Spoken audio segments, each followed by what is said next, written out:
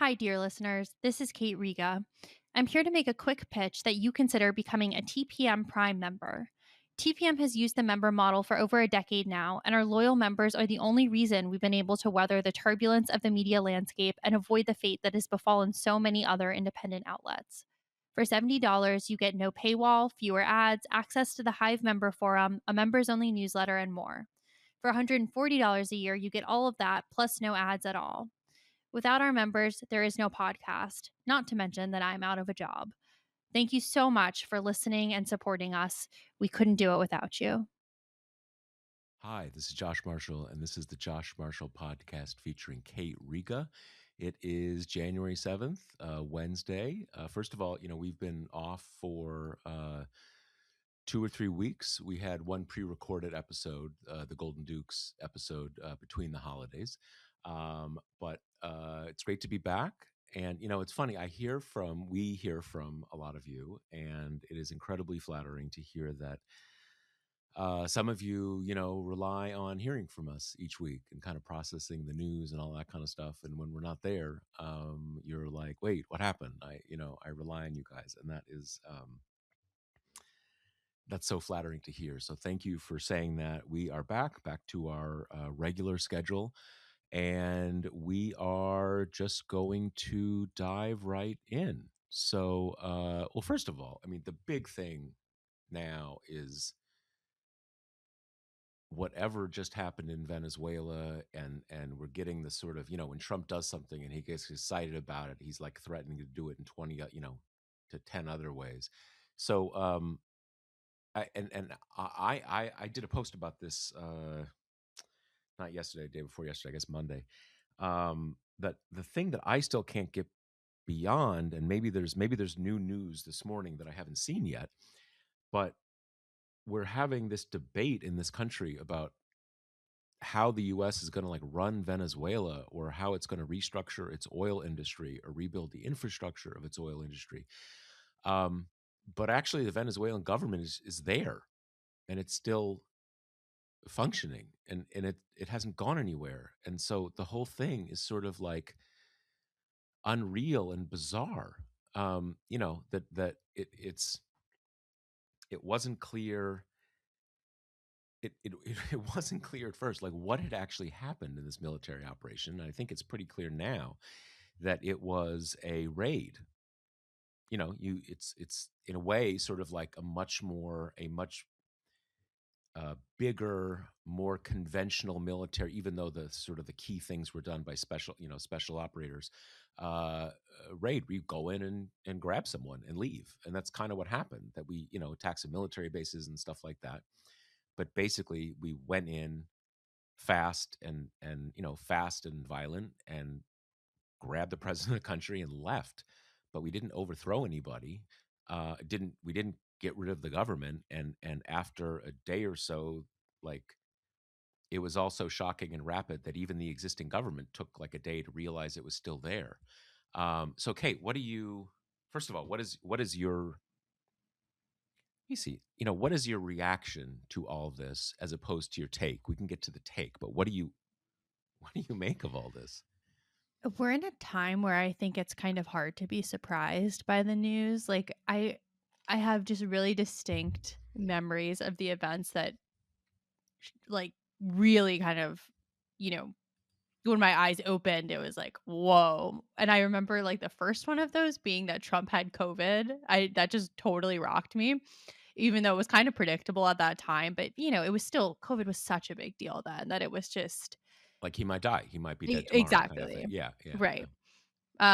Of course, things in that vein kind of sped up since with the Butler shooting and Biden dropping out happening in like subsequent weekends. But I have to say, waking up to the news that we had, kidnapped Maduro was like that for me. Yeah, no, yeah, yeah, And it I has some had yeah. similarity to the COVID stuff, right? It's like, it's not like it's totally out of left field. It's not like at the time people would have been like, there's no way he got COVID, or like, there's no way that we did something in Venezuela. Like, I feel like everyone was kind of predicting escalation in Mhm, Venezuela, but mhm. this particular act rocked me a bit, I have to say. Well, I think I went to sleep late it happened overnight, and I went to sleep late, and I think I got up, like I got up like 3 a.m., right? And I kind of looked at the news and I saw, like, kind of explosions over Caracas, and sort of like, okay, like we're doing something, and I'm like, okay, like, oh man, that's wild, but like, okay, we've been moving in this direction. Like, this is not surprising. And then I got up again. I mean, you can tell I'm not always a great sleeper. I got up again like an hour later, and I saw on the Times website, like, Trump announces Maduro has been abducted and taken out of the country. And I was like, what the fuck? Like, that is totally shocking. I mean, it's like shocking that, like, it's shocking that we're doing it. It's shocking that we pulled it off.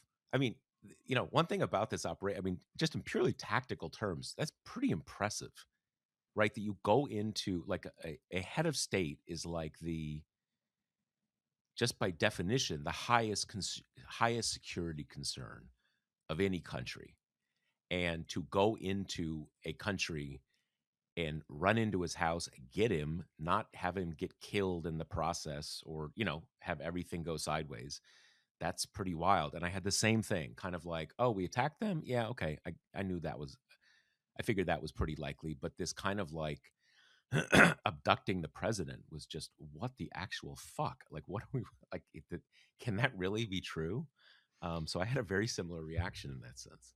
I know. I have to say, at first, I was kind of like, is this part of a deal or something? Like the fact that we were able to kind of get in and get out, but 80 people were killed. and So, and like 30 like Cubans. Like, I guess yeah. they had a lot of Cuban like security there to, because they knew something like this might happen. So yeah, I mean, there was, well, that is all. I mean, I don't want to go too overboard about the sort of the tactical success, but again, a lot of people got killed, and like, it's easy for the person you're trying to get killed, or who knows what to happen. So yeah, I mean, I don't. This certainly doesn't seem like an arrangement that a lot of, certainly the security people weren't in on it. Totally. Right. And, you know, everything is just as weird as it was before that happened. Like parsing the motivations, figuring out like who are the driving forces behind this, because the part of this that Trump likes is over now. Like the Hmm. way I kind of have separated this in my brain is I don't think Trump likes war. I think he likes one-off spectacular acts of war. I think he likes the cinema. He's already said things like, "Oh, it looked like a movie," like he likes these kind of assertions of violence and dominance, but he doesn't have the wherewithal or attention span to kind of be invested in something prolonged beyond that, initial kind of the sparks flying. So you can see that he loved this idea of like special forces. They've been training on a compound. He's gonna have like, oh my god, the pathetic little skiff setup at Mar-a-Lago, which was so funny because as soon as this happened, my husband and I were talking about, they're gonna recreate the Bin Laden photo, of course. Like they're gonna, and it's gonna be staged. That photo's famous at this point. Yeah. And then I saw what they had to offer as their own version, and you're like, oh my god, it's like it's Veep level. It's like a joke. Like they have Yeah. these curtains that are half falling down to create the quote unquote walls of the room. They have Yeah. Twitter up on the big screen with the search for the word Venezuela. I mean, even not to be a snob, but like the composition of the photo is not good. It's just, you would think, that people like this who care so much about optics Yeah. would have something slightly better to turn in here. But, you know, it's just, I still have not found like a kind of rock solid motivation for why they're doing this. There's some things in the ether, this idea of like Trump came of age in the 70s, right? So these kind of Latin American go in, fuck them up, get their oil stuff is, part of his kind of heritage or his worldview. You have the piece of like Rubio and his kind of personal desire for regime change. You have the oil point, even though the oil stuff is pretty murky at best, like going into this, I think it wasn't silly to think, well, maybe we're going to war for our kings Exxon Mobil and BP or whatever. But even that has become a lot less clear that they're even like Well, pro this it's really. very clear that they don't want any part of it, and he's having to kind of really strong arm those guys into, like, Yeah. And when you into learn this yeah. stuff about the state of the oil fields, we don't actually know how much oil they have, all the infrastructure you'd have to build, the idea that the United States is already exporting oil. It's just it all contributes to this really, really kind of muddled picture where you just end up somewhere that's kind of like MAGA likes violence and dominance, and that seems to be more or less the kind of driving motivation. Yeah, I think, I mean, the oil thing is one. I mean, I don't know a lot about these technicalities, but as I understand it, the I guess by some measures, like, Venezuela has what, like, the largest reserves, like, maybe in the world. Even though, Maybe, but yeah, that maybe, number might maybe. be inflated. Yeah. Yeah. But it's some of the dirtiest oil, in the sense of you've gotta it some oil comes out very pure or clean in, like, in terms of what processing you have to do. So it's not you have to do a lot with it, and that takes away a lot of the profit margin. You have to, like, there's a more complex refining process or something like that. And they've been under sanctions of various sorts for a couple decades, so everything's kind of broken down, in the ways that matching ways that the Venezuelan state has kind of broken down. And I mean, I guess there's a couple. I mean, so the backstory here is that most of these companies had a lot of their property or operations nationalized, expropriated in the in the Chavez era. And in theory, they want that back, but you write things off at a certain point, and that was a while ago. So, like, yeah, you kind of want them back, but, like, that's not really your priority, and they would have to invest all this money. And I guess my sense is, and what I was thinking when we first heard these stories like a month ago, that they were having a hard time getting the US oil companies on board, is that if the president comes to you and says, "Hey, we're going to, like, invade this country," the US invading a Latin American country, and we're going to try to grab their oil stuff. Like, yeah, these guys are kind of greedy, and there's a long history of this kind of stuff. But I think if you're, like, the executives, you kind of say, like, I think the people there are going to be pretty mad. And, like, this doesn't I'm not sure this sounds like a really great business environment that we're getting into, and actually we're making a lot of money. Like, why are we doing this thing? And the one thing, we kind of, in US popular culture, and obviously in the left, the oils companies always want more oil. Yes, in some ways. On the other hand, they don't necessarily want to flood the global market with, like, a ton more oil, because then the prices go down.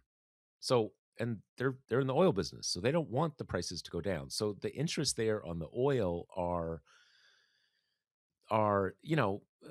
messy at best. There does seem to be these kind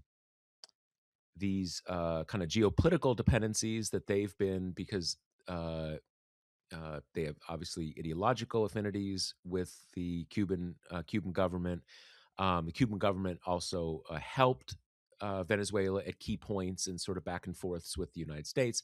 So Venezuela sends them, I don't know if it's highly subsidized or even just free oil. So that's the key, that's a key thing. I don't think, my own sense of this is that there are, three or four different, like, factions in this administration, each of whom, for slightly different reasons, are really hostile to the Venezuelan government. And we have this kind of, there's this kind of chaotic, chaotic management style, if you want to call it a management style, uh, in the Trump government. And so these people want to do it, and they're all kind of pushing forward. And Trump kind of generally thinks it's awesome, being tough, and he's got this beef with Maduro that may be for, like, rigging the 2020 election, right? So basically, you've got these different factions. They all want to do something like this for slightly different reasons. The whole sort of coin of the realm in this thing is you get your project in front of Trump, make it sound awesome, and then you're good to go. And Trump kind of thinks this is awesome, and this just created this forward momentum in the administration. So, and that's how we got here. And so a lot of the discussion about, what's the real reason, not the cover reason, but the real reason. And I think it's kind of overdetermined. Like there's probably not a real reason. Again, it's this kind of everybody's freelancing, everybody kind of has a chip on their shoulder about this government, not entirely for bad reasons.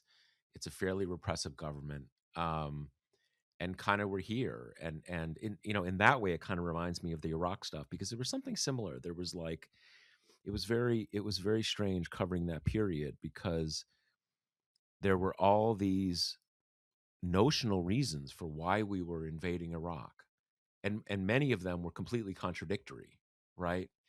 And there's a difference between a rationale and a reason. And it was very hard, like, okay, like all these like, and you get to this sort of sort of post-rational thing where maybe there is no reason. Maybe maybe this is just happening because of some general inertia in this direction. In that sense, I think it's kind of similar. I mean, the one thing that's, I think, worth talking to us, the most sort of like coherent reason, is Rubio and his kind of being tight with the Cuban exile, Cuban right-wing exile community. There's a lot of overlaps there with the Venezuelan right-wing exile community, and him wanting to do this and also seeing it as a sort of a tough guy ticket for 2028. I took down the Venezuelan regime. I helped take down the Cuban regime, all that kind of stuff. But it's weird. And like, why are we doing this? Because kind of it seems like we're doing it for no reason at all. Especially since they're like leaving the regime intact, sans Maduro. Uh, I mean, they really haven't even tried to do the democracy stuff, though. Like, we're liberating the Venezuelan people. Like, that really, they haven't even really fainted in that direction. Like, Trump is saying it's because of oil. You also have like Stephen Miller in the background, kind of like salivating about getting to go after Venezuelan immigrants. But again, it's just, you don't need to do that to go after Venezuelan immigrants, right? Like, they just decided to pretend that like Tren de Aragua is like a huge force in American life, and like that was enough of a premise to kind of go after, people from El Salvador. But and now one of the oddest parts of this was seeing like, and now Maduro is going, you know, gonna have a trial in the Southern District of New York. And like, when you look at the charges, and one of them is illegal possession of a machine gun, you're just like, what are we talking about?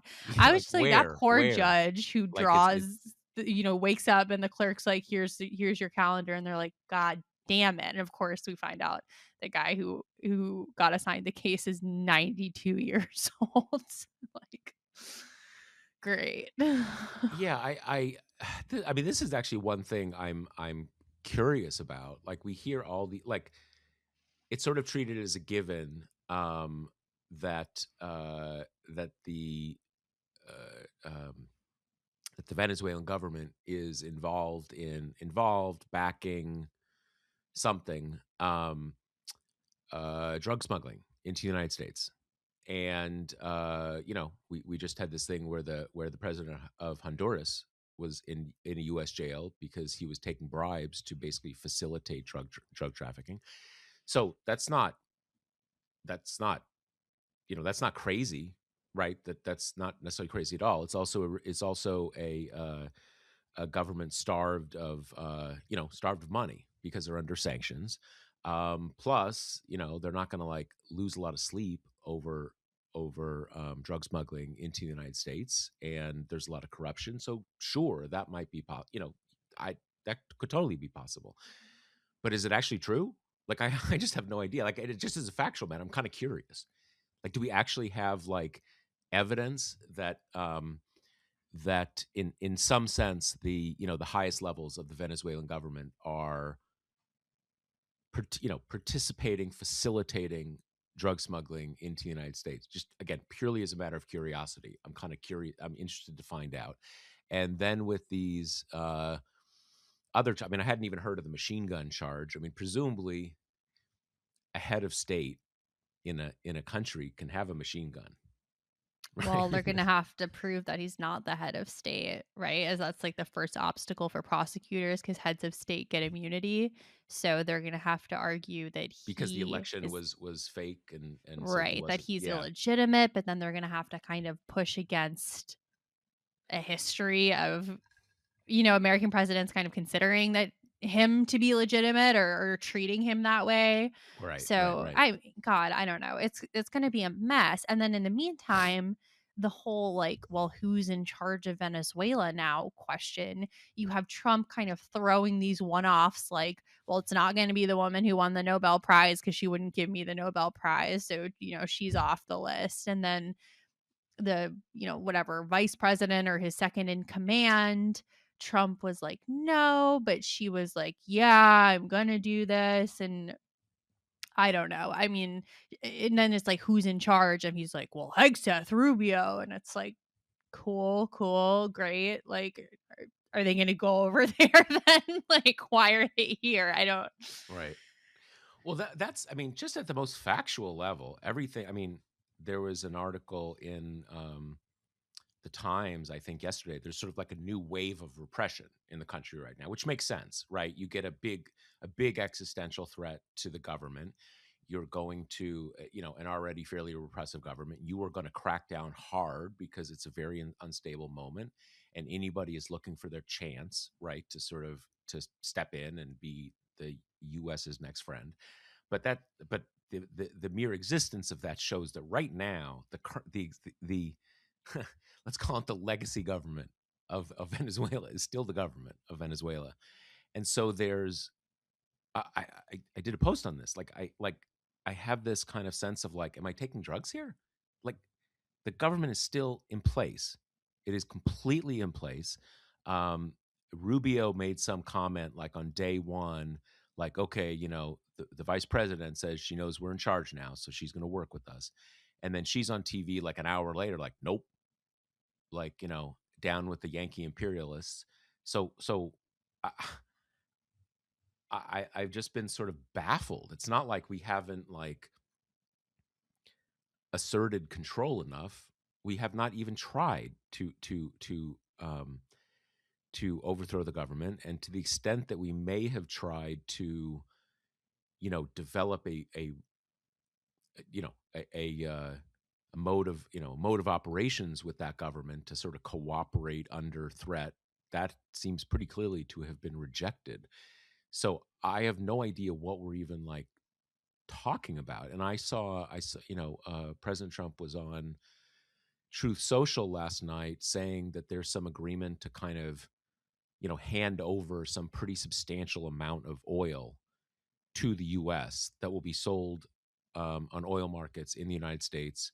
And Trump will get that money, not personally, like, I mean, maybe personally, but, not personally, but like he's going to have it's like in the presidential bank account, right? For him to kind of do anything he wants with. And sort of like a couple days ago, we have all these things about, oh, this is like, traditional kind of US imperialism and it's asset stripping of the oil industry, all this kind of stuff. And like, yes, absolutely. But I can't get past the fact that actually we haven't done any of that because the government's there. We haven't put any sort of military presence there.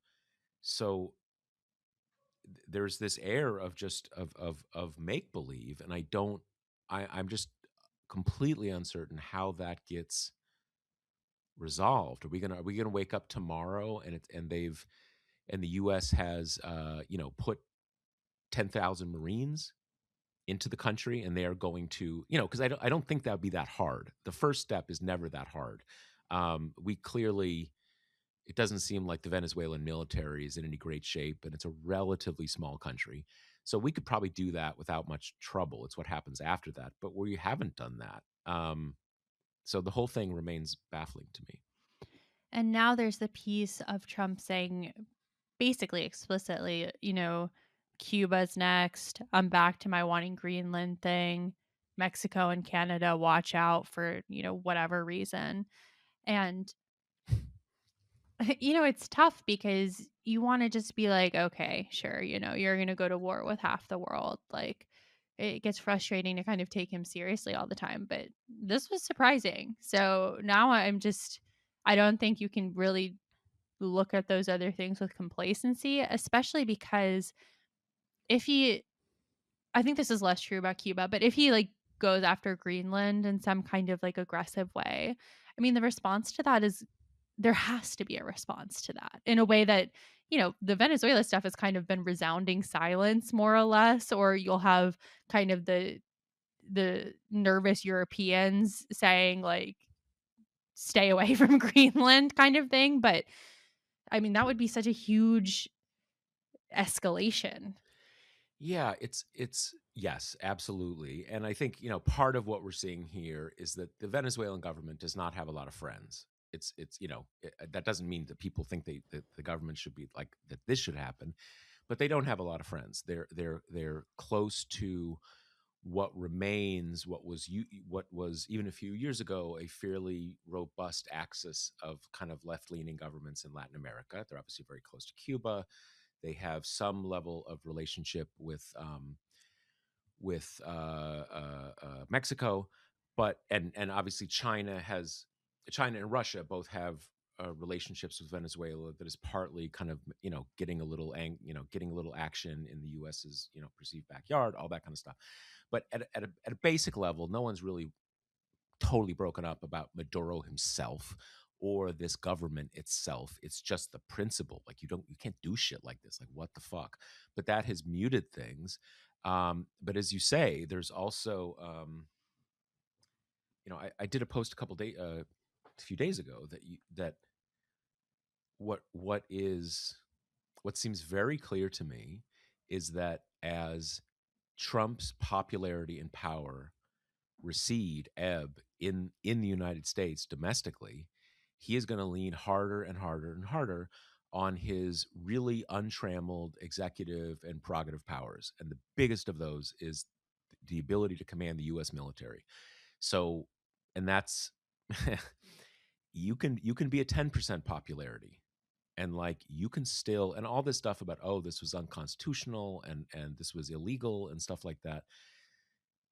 The way we have like maybe it might be, but the way we have for decades interpreted the president's war powers is that the president can order the US military to just attack a country. I'm not saying that is how it's supposed to work, but those are the rules that we've actually operated under.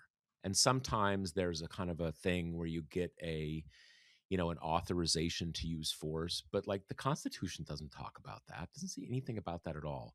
So like the reality is the president can kind of order the US military to do all sorts of shit. And there's nothing as I see it illegal about what they did here. I don't like it. I think it's unbelievable. But I mean like statute law unbelievable. And the weird thing about the Greenland thing is that it is this huge deal because I don't see how it couldn't break up NATO. You have one NATO power like annexing most of the territory of another NATO signatory. But it would be so easy. Like you could literally send like 500 soldiers in there and just say it's ours now, and it kind of would be right. So it's scary because like it's hard to figure what would be stopping him that he would at all care about. Yeah. And then, not to go back to this tired old refrain, but like Democrats seem totally on their back foot about this. Um, some of the responses have been in the vein of like the you need congressional authorization stuff, which is like, guys, come on. There's got to be something better than that. I've seen some that's a little bit like, how is this helping bringing affordability down or something? Like, I the best thing that I saw was from a surprising source to me, which is Seth Moulton, who kind of just did the whole like, "What the fuck are we talking about? This is insane," you know? And, like, that has to be Yeah, the I response, I think think, that that absolutely, and absolutely. there's so much tripping up coming from the fact that Maduro, like, sucks as a person, and I don't know why that's so complicated for people because it's like, Yeah. you can count yourself in the anti-Trump contingent, and if, I don't know, China came in and kidnapped Trump and said, "We're gonna run things for a while, we're going to kind of rape and pillage your country for all the natural resources that would be valuable to us, and we'll kind of let you know, like, where things are gonna head from there." I wouldn't like that no matter my feelings about Trump, right? Like, I don't know why that's tripping everybody up so much, like, and that blind or, background source Axios article that was going around where some House Republican or I mean, a House Democrat or some congressional Democrat was like, "This looks weak," to like, just kinda knee jerk oppose the deposition of a dictator, blah, blah, blah, and it's just like, God, talk about, well, weak, first of all, won't put his name on the quote, and then also just talk about, like, overcomplicating something that is Yeah. not that complicated. It is funny with Bolton because, there's lots of things lots of positions he's staked out over the years that are weird and lame and all this kind of stuff. But that is the only response. That Trump is out of control, doing all sorts of totally crazy stuff. And to me, the constitutional stuff is kind of, again, I don't think the constitutional stuff is even that clear. It's the substantive stuff. The president has taken the country to war, and this is war. You abduct a country's president. That is war. Taking the country to war without any warning, without any clear explanation of why we were doing this, and wildly against public opinion in the country ahead of this. So this is just and then, as we were just saying, he's up there saying, "Oh, here's the new rules for our running Venezuela," when the Venezuelan government is still there. So it's just like bizarre and out of control. And that's the only response. Like, is it going to like affect cost, affordability? Like, that's just stupid.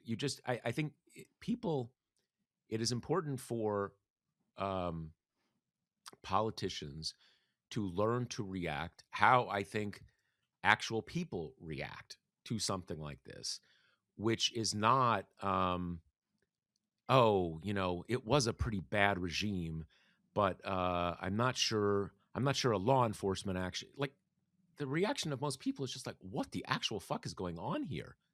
Like you cannot tell what these people are doing from one day to the next, and we want like a halfway stable person to be running this country. That's the response. And anybody who can't understand that is not a democratic voter, trust me. There's still this, like, democratic squeamishness that if you at all oppose war or warlike action, that you're gonna, have kind of soft on crime, soft on terrorism hung around your neck kind of thing, but I just think that's stupid because I think the reason that Democrats have gotten so thwacked with that in the past is because they're acting nervous. They're, like, refusing to kind of stake out a clear position of their own, so they're doing the Republican light shit, which, like, voters never ever like. And in this case, there's a totally coherent argument to make that this makes Americans less safe, you know? What if there's some kind of retributive attack on American soil? Like, Trump has absolutely opened up the doors to that. Not to mention the kind of, like, cascading effect this will have in the geopolitical world order. Like, if I'm China, I'm invading Taiwan next week. Why not? Like, you can just point to this, you know? I mean, it's just they're all over the map and with these really non-compelling arguments, and I just don't think this one is as difficult as they're kind of making it out to be. Yeah, I agree. And the thing that's always important to remember about Iraq, whatever Democrats should have done then, that the reality was in 2002 and to a significant extent into 2003, the country was really shell shocked by 9/11. And even though Iraq didn't have anything to do with 9/11, there was still this sense like we're kind of we need to kick some ass, just anybody's ass, to kind of just reestablish that you can't do stuff like that to us. And for a while, it was hard to get out against that because it was a tough climate for that for about a year. Notwithstanding that, the Iraq thing was never that popular in advance, and obviously became super unpopular. But right now, you see polls, and they're sort of like, "What do you think we should go to war with Venezuela?" And it's like 10% of the country says yes. Like no one wants this, right? And to the extent that anybody is there's simply no perceived threat by any constituency in the United States that people think that overthrowing the Venezuelan government makes them so. Yeah, there's just nothing. And it is, for some reason it falls to Seth Moulton to make sort of the obvious point. The kind of you just say like, what the actual fuck? This is stupid. We need a non-crazy person running the United States right now. So the other big news story we wanted to talk about is, again, what I found kind of shocking, the news that Tim Walz is going to drop his reelection bid for his third term as governor of Minnesota, which was prompted by this scandal around large scale fraud in Minnesota.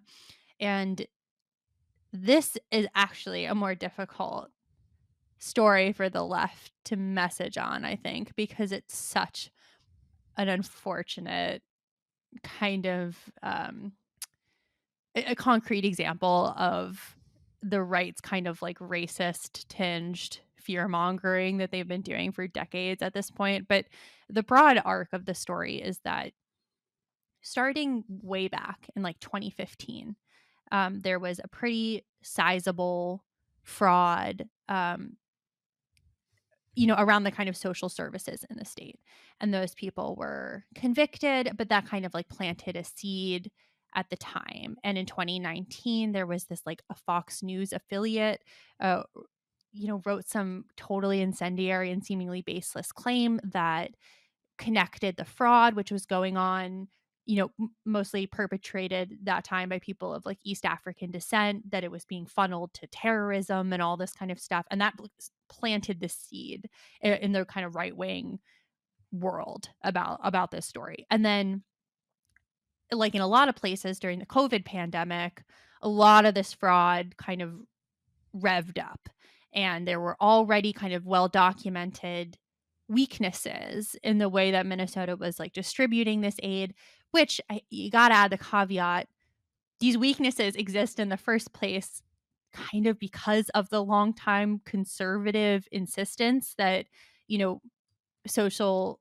welfare is not done the same way it is in, say, Europe that it is here. In Europe, it's usually universal and it's direct. And here there's all kinds of private actors and middlemen, and it's targeted, and that just provides a lot more opportunity for fraud. But okay, so during COVID, a lot of frauds going on here, kind of on a delay. State is catching up with that, right? Convicting those people. One of the big trials around that happened this summer. And then last month, a new batch of indictments came out, a whole bunch. The, U.S. Attorney's Office is saying this could amount to billions of dollars. A common thread throughout these different fraud scandals is there have been a lot of people of East African descent involved, though not all. And in the biggest kind of one of that pandemic fraud, a white woman was kind of the ringleader of that. But so this story has re-inflamed again. You have some right-wing psychopath like going to Somali run daycares, because there are all different kinds. Like, some of this fraud came from a housing program for low income people, some came from meals to be provided for people, some came from a child care fraud where people were kind of claiming that they were serving more children than were actually there. That's actually the old one, the first one. But this YouTuber guy seizes on that and starts going to Somali run daycares, like demanding to see the children to expose if there's fraud going on. And that's what kind of catches the eye and ear of the MAGA universe, including the administration, and turns this into a huge story. Um, so all that's going on. You've had warnings that there are not enough fraud checks for a long time, like predating Tim Walz's administration.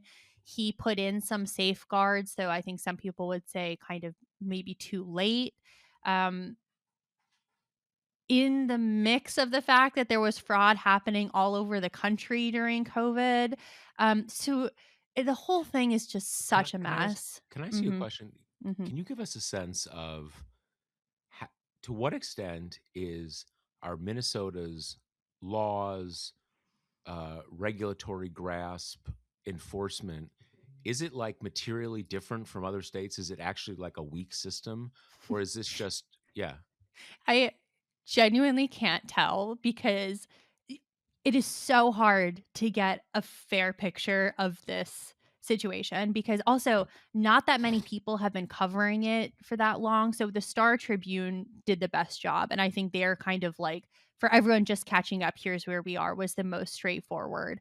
But in the New York Times coverage, God, I'm sorry, it's reactionary. It's like the too generous Minnesota system, right? The Scandinavian style system, but they're not saying anything about the specifics of the machinery or whatever.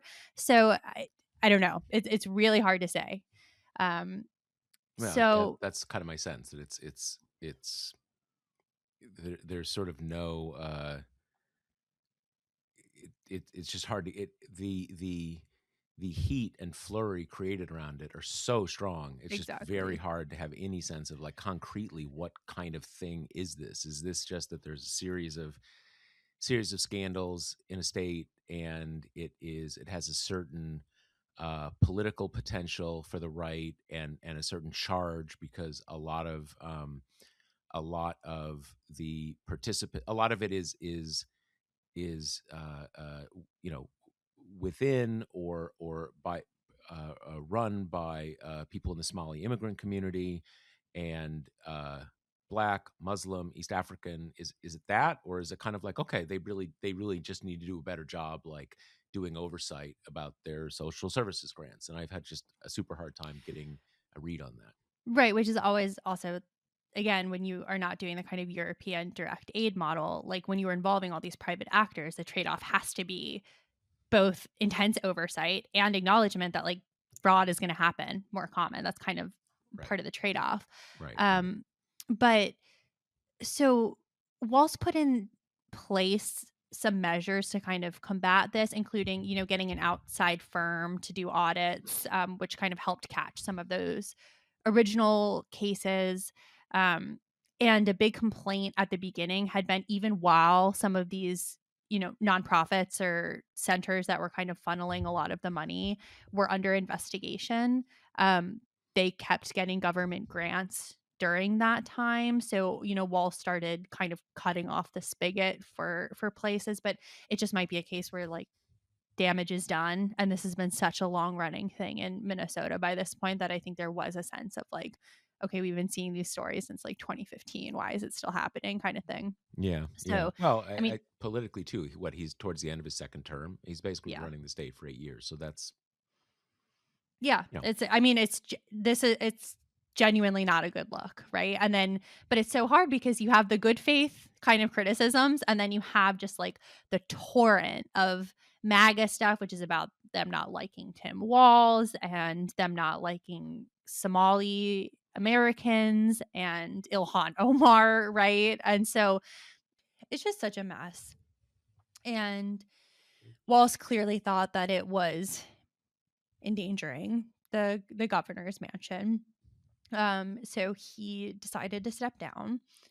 And, from my initial reaction was so mixed on this because I don't know, if you're the governor for 2 terms and there is, like, this kind of ongoing deep issue with fraud, like, in a past time, seems like maybe you should step down, or even if it's not your fault, there's you want your politicians to have a greater party awareness, right? Like, you don't want them to be kind of like Bob Menendez's, like, holding on to the seat with their cold, dead hands. Like, you Right. want to have civil servants who are like, "Someone else can do this job, it's not all about me. I'm gonna kind of not hurt the party on my way out and make this into a competitive race." But then on the other hand, it's just hard to feel like he wasn't just drummed out of office on the strength of this, right wing outrage cyclone, and Right. that it's leaving them with like a very sizable scalp to kind of go back and say, like, all right, who's next? Yeah. Yeah. Yeah. No, I kind of uh, I'm only getting my hands around sort of like the whole story. Like at first, I think my reflex, because we know how the right wing media apparatus can create these self perpetuating storms, right? But as you say, it does sound like there is a real story beneath the whipped up xenophobic, racist story that includes, people showing up at daycare centers that demanding to like, inspect the kids and terrifying stuff like that. But as you say, there's fault isn't the whole thing, right? If you've been I mean, in many states you can't run for governor a third time. He's already run for 2 terms. Usually that's like the max in a lot of states. But if if it's an issue, it's persistent, it's not it's not trivial level stuff, that maybe you just say like, okay, this didn't get taken care of, and I'm in charge, and I'm going to step aside. It's not, it doesn't have to be like he did it himself kind of thing. And I think part of what's difficult for people is like swallowing the fact that Tim Walz is like dethroned for a fraud scandal, under this current administration, which, Right. has not, fired all the IGs, right? Like, dismantling the CFPB, running a crypto scheme from the White House. Like, there's also just a piece of this where it's like, that's so galling. Um, and, Yeah. Yeah. you get the fact, I mean, you know, and just all the right wing dancing on the grave, right? It's just, you've got that chunk, you've got the fact that Republicans have been demonizing, quote unquote welfare for a million years, and there's an actual fraud in it, and then the racism stuff, and it's a tough one. Yeah. Yeah. I mean, I do think it's I don't know. I There's a lot of me who has the energy of,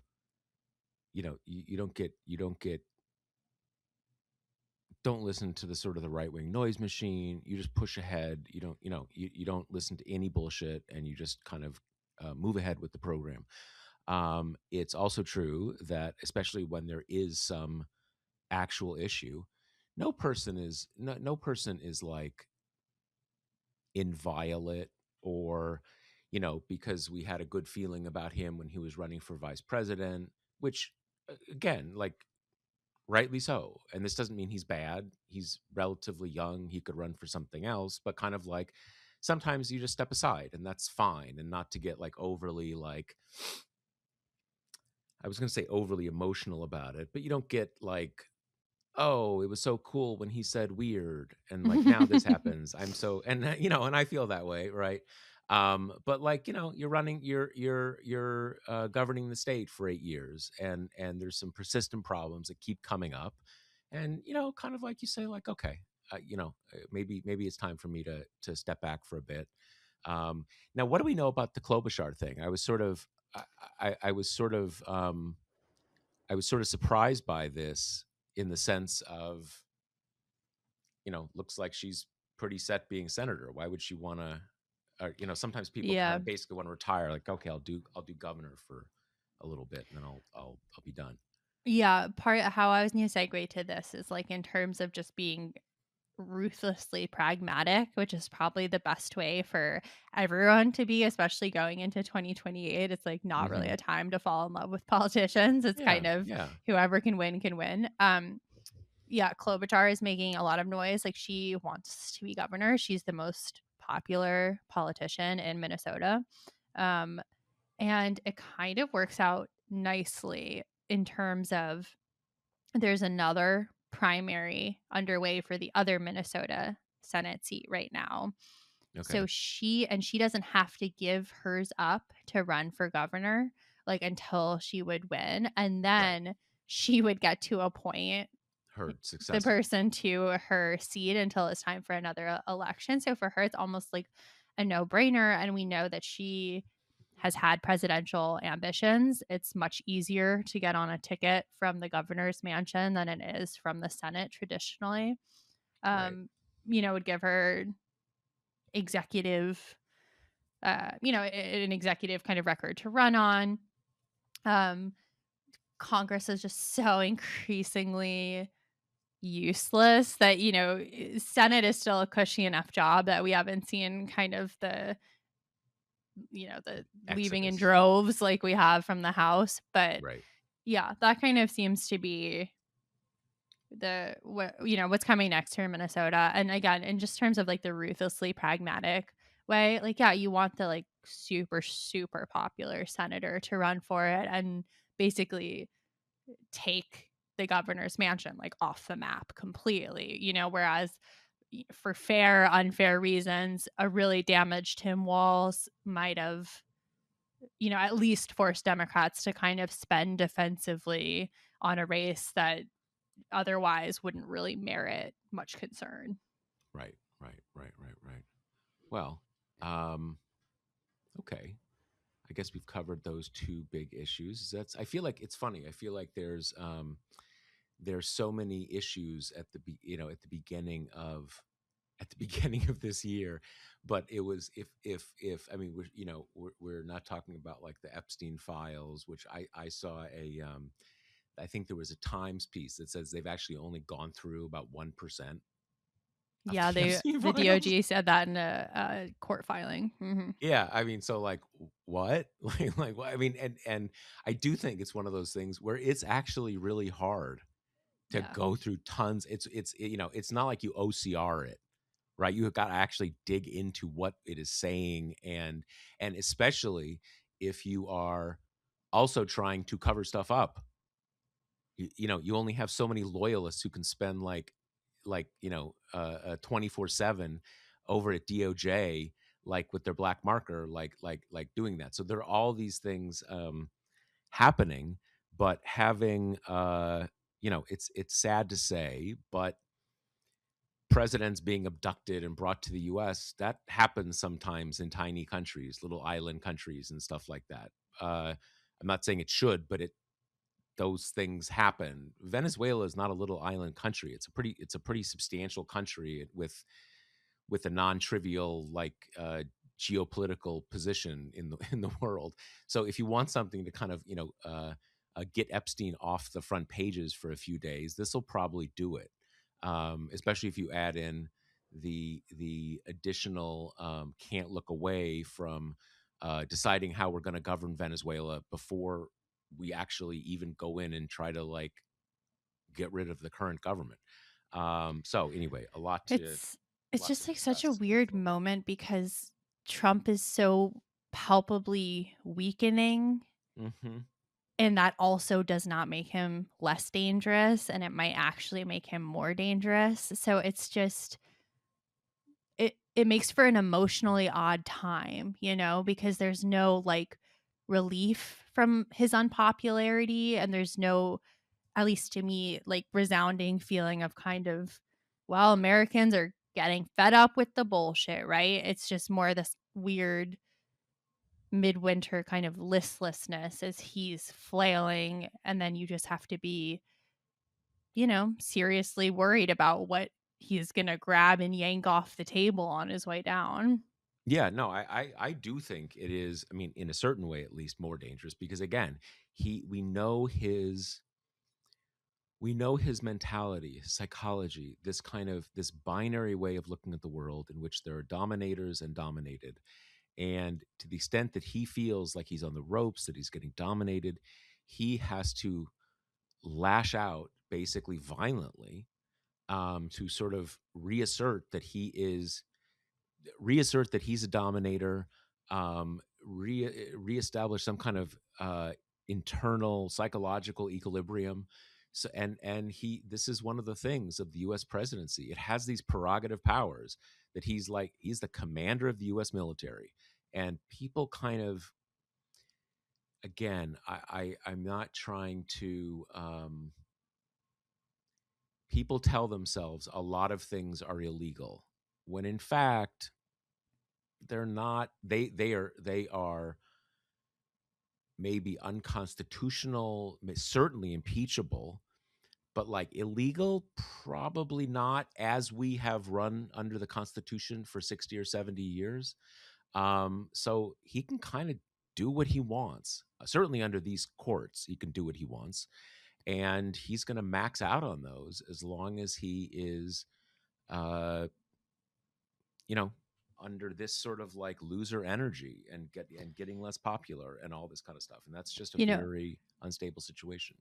here's a high note we can end on that I forgot to mention before, which is that JD Vance was completely boxed out of the Venezuela thing, like to a hilarious degree. He wasn't part of the group that went to Mar-a-Lago The to like skiff thing. oversee the Yeah. raid.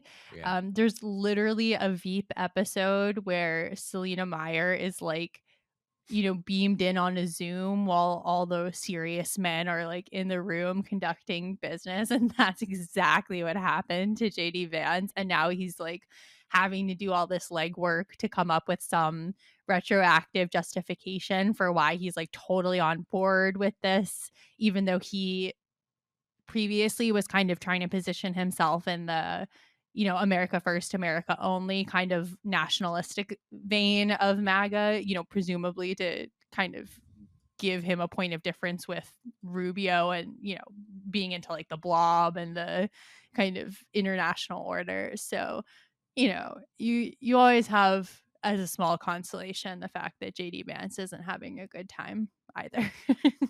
Right. Okay, well, there's I was going to say the other thing. I think Trump has people really guessing about Greenland now. So, God forbid, maybe next week we're going to come back and Trump has claimed that Greenland is a U.S. protectorate or something like that. But for this week, I think we are all set. And again, I want to thank everybody for being listeners to our podcast. And we are back and all that good stuff. And so I think that's about it for this week. Yeah. Yep. See you next time. Later. The Josh Marshall podcast is hosted by me, TPM reporter Kate Riga, and TPM founder, editor-in-chief Josh Marshall. The show is produced by Jackie Wilhelm. Thanks to Why Not Jansfeld for our podcast theme song, and thanks to all our TPM members who make this possible. Rate and review us on Apple Podcasts, and subscribe wherever you listen.